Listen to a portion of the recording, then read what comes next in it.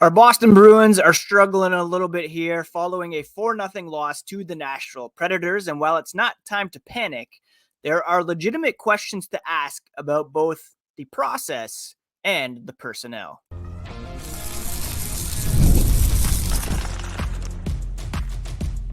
You're Locked On Bruins, your daily podcast on the Boston Bruins, part of the Locked On Podcast Network, your team every day. What is up, Bruins fans, and welcome back to the Locked On Boston Bruins podcast. I'm your host, Ian McLaren, and this is a daily show where we discuss all things Spoked B. Today is Wednesday, October 23rd, and I want to thank you so much for making Locked On Bruins part of your daily routine. Free and available on your favorite podcast app and on YouTube, part of the Locked On Podcast Network, your team every day. And today's episode is brought to you by Game Time. Download the Game Time app, create an account, and use code LOCKEDONNHL for $20 off your first ticket purchase. Today on the show, we are going to be talking about the storylines, stats, and signals from a 4-0 loss to the Nashville Predators on Tuesday, part of the NHL's Frozen Frenzy. Before we get into that, quick reminder, you can find the podcast on social media at Locked NHL Bruins, and you can find me, my hockey thoughts, dad jokes, at Ian C. McLaren. A very, lackluster performance last night from the Boston Bruins, who culminated their 3-game Western Conference road trip with a 4-0 loss to the Nashville Predators.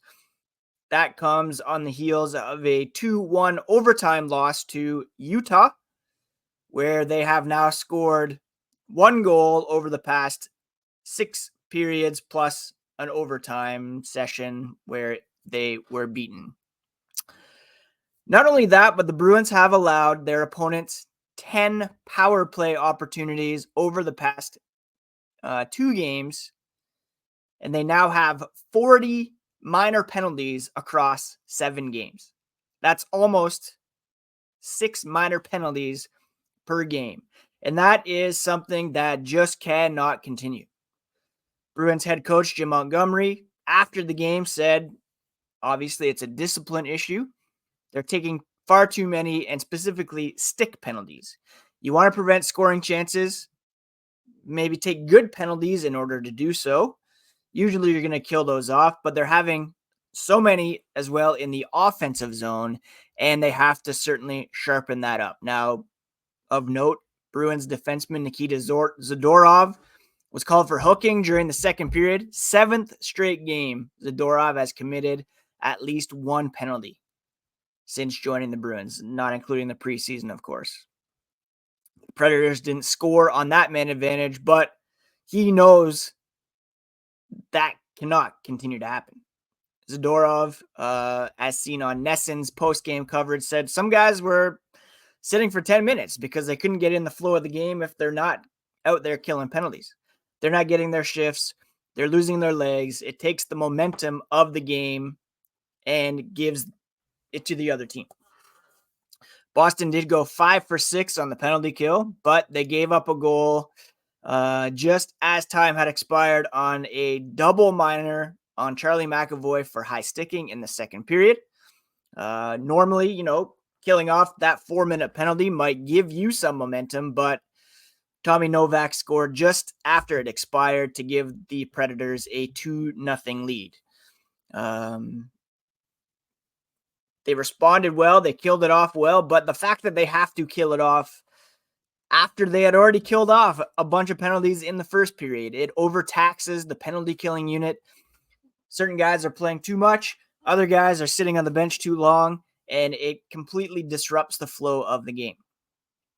Now, you can ask whether this is a matter of guys just being careless with their sticks. In the case of Zadorov, still trying to get into the flow of the Bruins system and acclimated to team play and maybe catching his stick or using his hands to overcompensate for guys passing him. There's there's a lot that goes into taking these minor penalties, but it cannot continue. It's something that the head coach needs to jam into his players' heads. Stop taking these sloppy penalties. Stop relying on your stick. Use your feet. Get in front of players. Disrupt the play in other ways that aren't putting you in the penalty box. So that was a big storyline for the Bruins. The other storyline, of course, was just a complete lack of offense. And while head coach Jim Montgomery tried to mix things up with some new line combinations, it's not really working. And it's really becoming a question of personnel at this point.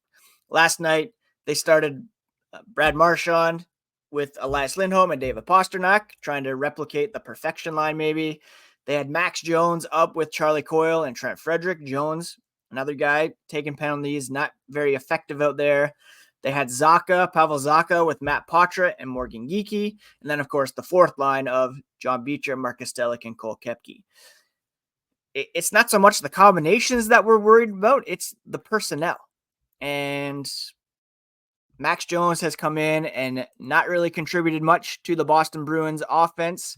In fact, he is kind of a detriment if you're just going to be out there taking penalties. Riley Tufte has been in and out of the lineup. Not very effective either.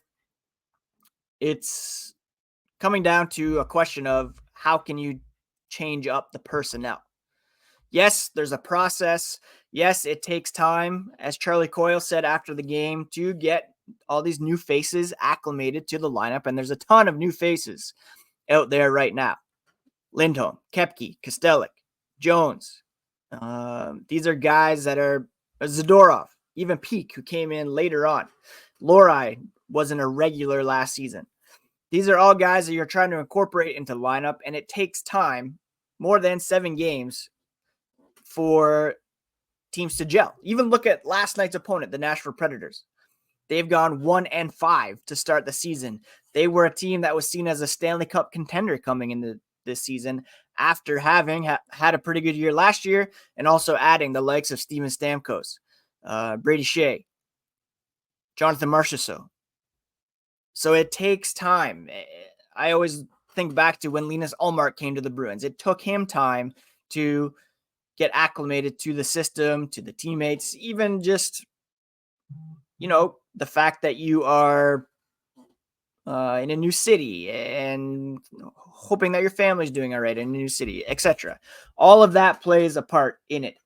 And it takes time. The Bruins are built, or they made these changes in order to help them succeed in the playoffs. I still think they're a playoff team, but maybe not as currently constructed. And there's real questions to be asked about whether they are putting their best lineup on the ice night in and night out.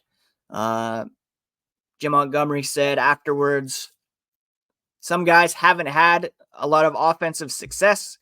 Maybe they're trying to be perfect instead of just trying to trust your instincts. Passes tend to go awry, or you try to overpass instead of putting a shot on net. He said, what's the answer here? 1, they have to stick together. And 2 is they have a process that has given the team a lot of success over the past couple of regular seasons. They've got to get back to that.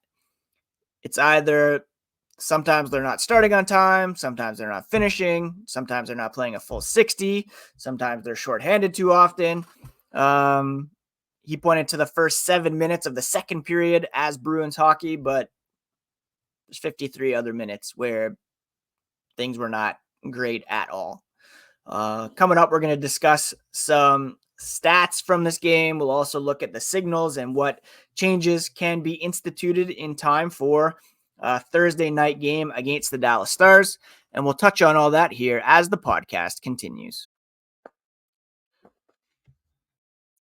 I don't know about you, but I am a huge fan of attending live concerts, sports events. I'm going to a Guelph Storm game this Friday, Arkells next month, And where I go to check out the best deals on tickets is Game Time. They have a new feature called Game Time Picks that makes getting tickets for your favorite live events even easier.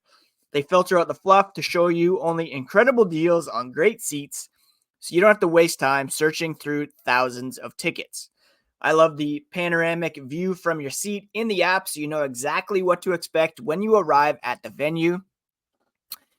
And if you turn on all-in pricing in the app, it'll show you your total upfront with no surprise fees at checkout. Right now, you can get in on your next live event with Game Time by downloading the app, creating an account, and using code LOCKEDONNHL for $20 off your first ticket purchase. Now, terms do apply, but again, create an account, redeem code LOCKEDONNHL for $20 off your first ticket purchase at Game Time, because what time is it? It's game time. Prize Picks is the best place to get real money sports action. With over 10 million members and billions of dollars in awarded winnings, Prize Picks has made daily fantasy sports accessible to all. You just pick more or less on at least 2 players for a shot to win up to 100 times your cash. You can run your game all season long on Prize Picks. It's the best place to get real money sports action. They invented the flex play also, which means you can still cash out if your lineup isn't perfect and double your money, even if one of your picks doesn't hit. Prize Picks puts its members first. All withdrawals are fast, safe, and secure, and when my picks hit, I can get my money in as quick as 15 minutes. Sign up today and get $50 instantly when you play $5. Don't even need to win to receive the $50 bonus. It is guaranteed. Download the app and use code LOCKEDONNHL to get that $50 instantly after you play your first $5 lineup. Again, download the app, Locked On NHL code to get $50 instantly after you play your first $5 lineup. Prize Picks, run your game.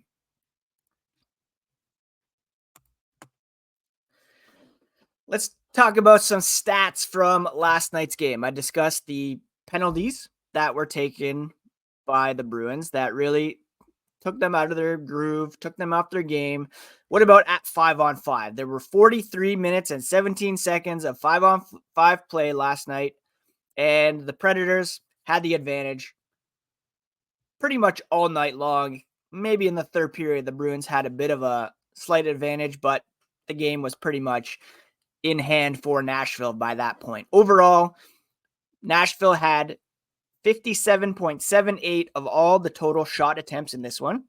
We're looking at, that's called Corsi 4 percentage. And basically, again, as a refresher, it's just the shot attempts taken. The guy's got the puck on a stick.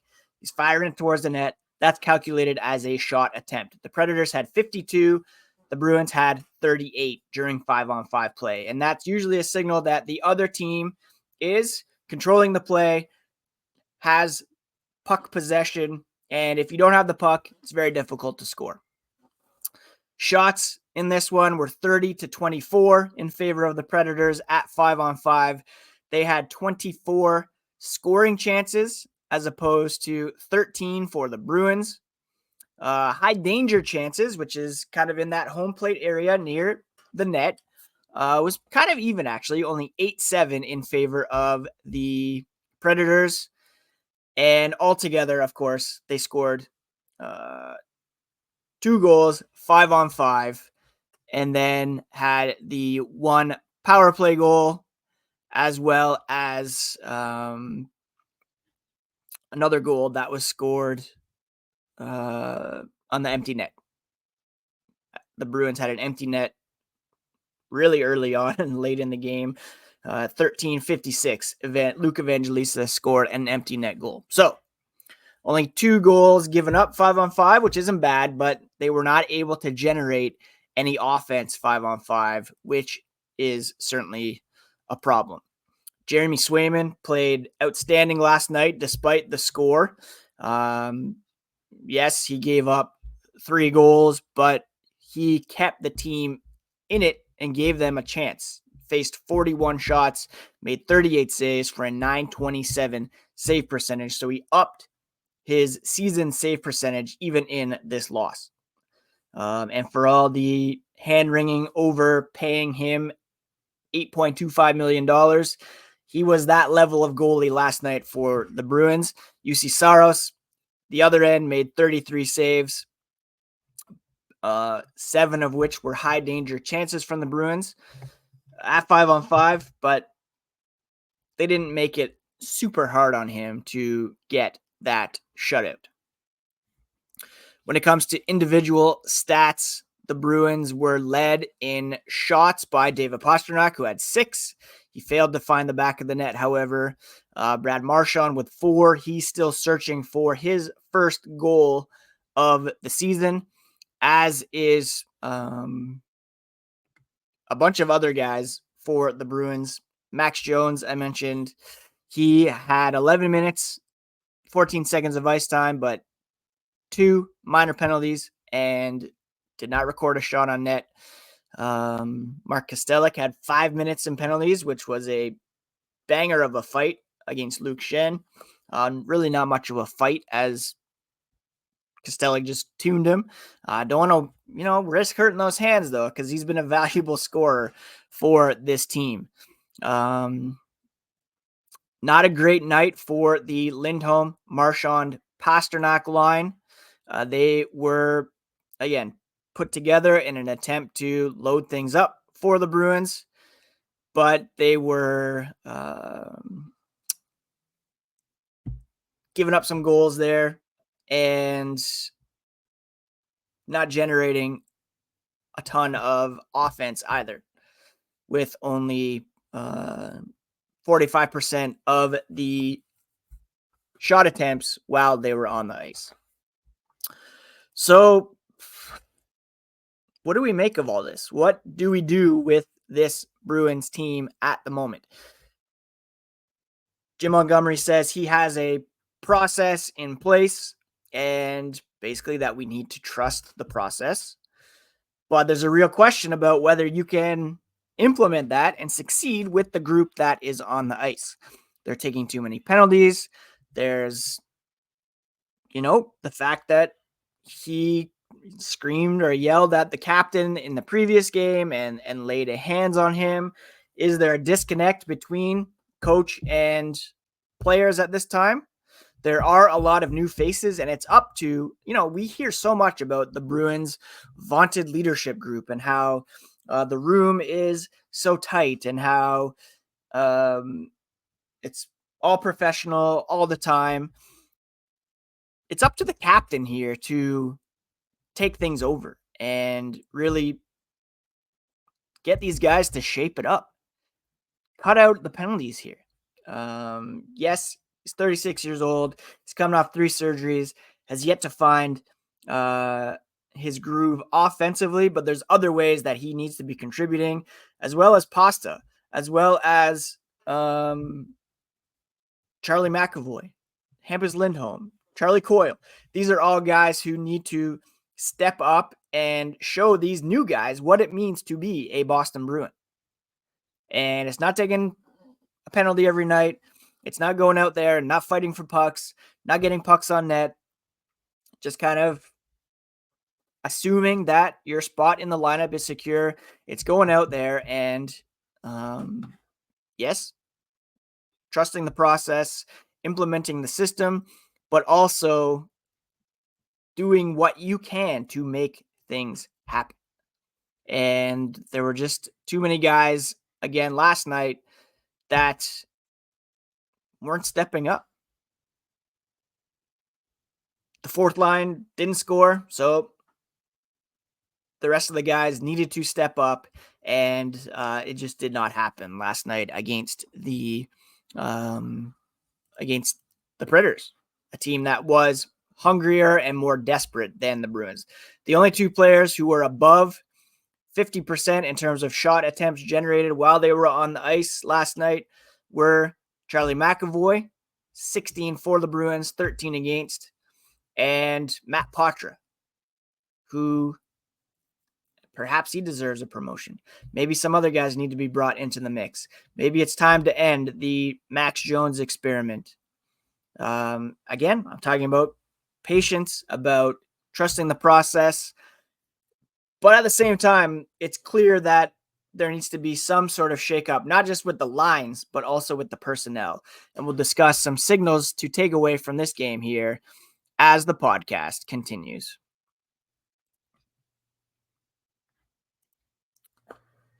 FanDuel is America's #1 sportsbook, and they are giving you an opportunity to get in on the action in a big way. Right now, you can get started with $200 in bonus bets guaranteed when you place your first $5 bet. Just visit fanduel.com, check out the bevy of options they have for potential wagers, whether it's on the Bruins Stars in their next game, or maybe you want to put $5 down on David Pastrnak winning the Rocket Richard Trophy this season. You'll get $200 in bonus bets guaranteed at the moment you place that $5 bet, not whether or not it pays off. And when you're watching games, you can go on the app, check out the latest stats, view live play-by-play, and so much more on the same page where you place your bets. It's all available at fanduel.com, America's #1 sportsbook.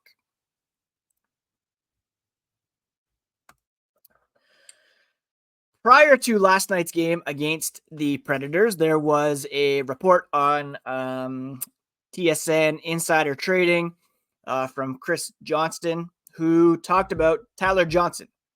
And after spending training camp with the Bruins on a PTO, Johnson remains in the city and is still hoping to sign a contract at some point. Johnston said Johnson is skating, staying in shape, remaining patient in hopes of getting a contract. It's a bit of an unusual circumstance. The Bruins like the player. They liked his training camp, but they don't have cap space at this point in time. So it would have to be a trade to create cap space, perhaps an injury that creates an opportunity, or someone going on waivers. But Johnson is willing to wait it out and eventually work out a deal with the Bruins.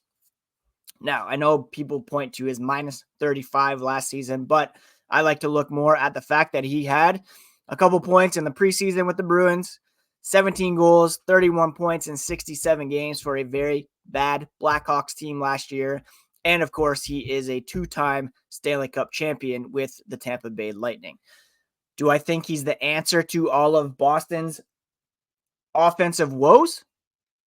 No. But do I think he could bring more to the Bruins in the top 6 or middle 6 than a guy like Max Jones? Certainly. Of course, there's always the question of recalling Fabian Lysell, which a lot of people are A, calling for, or B, saying he also is not going to solve all of Boston's problems. Which, of course, is both true. He's not going to solve all of Boston's problems, but is he a better option than what they have currently? Better than rolling out Max Jones or Riley Tufte or even Justin Brazeau?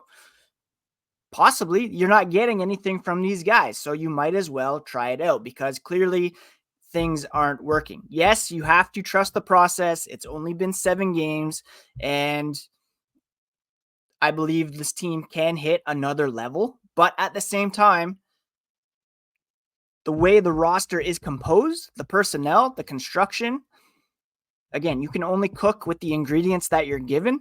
And right now, the Bruins are set up more for Alpha Getty, Chef Boyardee than, heck, I'd even take an Olive Garden experience at this point over what we are getting right now. Forget Italian pasta to the top degree Michelin star rating. All right. Just give me Olive Garden, Eastside Mario's for my Canadian friends. We'll take that level at this point. Just try something different and let some of these more offensively gifted and minded players cook. Give Jim Montgomery more weapons to work with, more ingredients to cook with, to use a softer analogy. So when it comes to trends and signals moving forward, the Bruins do need to tighten things up, stop taking penalties, and be smarter. The Bruins leadership core needs to step up and take ownership over this relatively poor start and start leading in terms of on ice play and in the room, buying into what the coach is selling, because you can't let that disconnect grow or resentment grow, etc. And there's also clearly a personnel issue here. You look at $3 million in cap space being taken up by Eunice Corbasalo, who you don't want to play all that regularly. That's unfortunate. I've talked about this before. Doing that Linus Allmark trade without clearing up cap space, you lose Jake DeBrusk, Danton Heinen. Heinen scored 2 goals last night for the Canucks. James Van Riemsdyk scored last night for the Blue Jackets. You lose these guys. You prioritized Lindholm and Zadorov, and you have this quote-unquote dead cap space in your backup goalie with those holes still on the wing. You're looking for a second line right winger, a left winger as well. Like, you have Jones in there. Morgan Geeky's been ineffective. There's real issues here with the middle six that needs to be resolved. So that's where we're at right now, folks. Tomorrow they host the Dallas Stars, and we'll see if there's any personnel changes instituted prior to puck drop there. Catch all the latest here on Locked On Boston Bruins. If there's any roster movement, I'll be sure to post something on the YouTube page. Please do subscribe on YouTube, on your favorite podcast app. Please do check out Locked On Fantasy Hockey Next, so Steal and Flip can give you all the tips you need to win your league this week.